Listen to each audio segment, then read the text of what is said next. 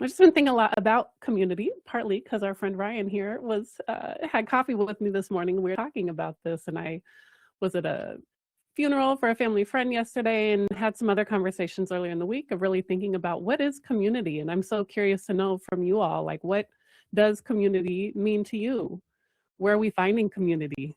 How are we creating community? And there is a place where organized religion used to play that role for a lot of us, of really having like a local, in person, geographically centered in a place, like rooted into a place kind of community that we, even if we didn't always get along with everyone, was a place where we would come together and help each other out and like do mutual aid and that sort of thing. And as those institutions have also caused a lot of harm and we've been pulling away from them, where are the places where we are still creating roots that are geographic or roots that are local, as well as virtual and online?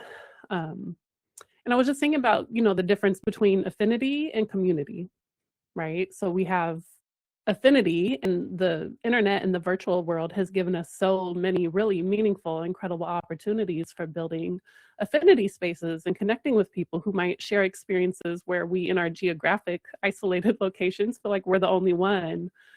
And it's been so empowering and validating to find people that we share affinity with along lines of identity or ideology or neurology or lived experience. And what does it take to build, um, community that really is about the who's going to help us when we're sick or out of work, or when we're tending birth and death and all these major transitions in life. What are the things that can unite us in this time when it's not around a church or around a shared religion and service and worship? So these are the thoughts that are on my mind, and I'm just curious what you all think.